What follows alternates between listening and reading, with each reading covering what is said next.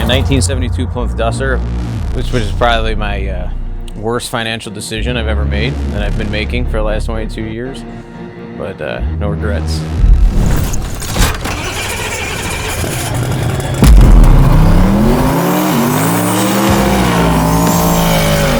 I bought it, I V8 swapped it in high school with auto tech class, and then I got the bug and started modifying it from there with camshaft upgrades and rough work, you know, of being 16, 17, 18 years old, to where it's at now, of being like I believe, fastest stock suspension Mopar in the country. I don't think anyone's faster on stock stuff than I have. Fastest ET to date was actually done on drag week this year. It was a 777 at 182 miles an hour at 3,800 pounds with me in it.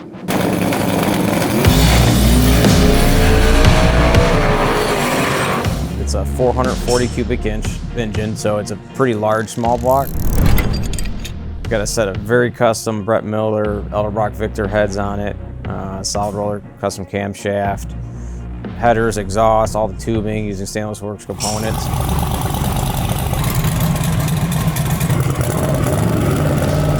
It's got twin precision 76, 75 turbos, and it's made over 1,600 to the rear wheels. Everything I did on this car was to make it a street car. But everything we needed, including a Bluetooth speaker. Listen to our favorite rap tunes. Well, it's been in the trailer since getting home from drag week. So after putting almost 1,200 miles on it, things are loose and dirty, and just trying to clean it up, changing the gear ratio in the rear end, just to optimize it. We're gonna change the oil. It's fucking clean as can be, too. Change spark plugs, put fuel in it, and let it eat. After I nut and bolt the car for safety, make sure nothing's gonna fall off and kill me at 160, 170 mile an hour. So we're just gonna go try and race people. I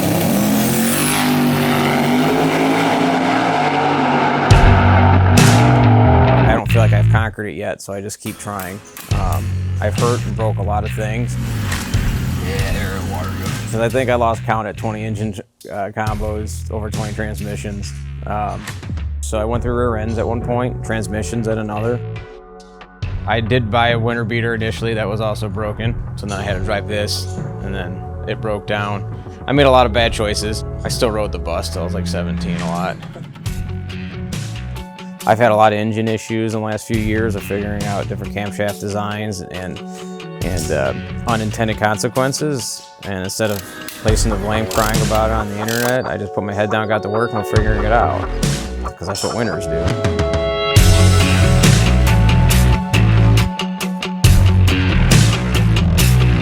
Now in my old ripe age, I know to just buy better off the rip instead of keep buying the cheap stuff and breaking it and then having to buy the same part 4 or 5 times in a season. I'm trying not to no longer be guilty of that. Unless you ask Bob. There you go, Rick. I keep saying I'm just going to let it go and leave it alone, and I haven't in 22 years. I can stop anytime I want. This is my addiction.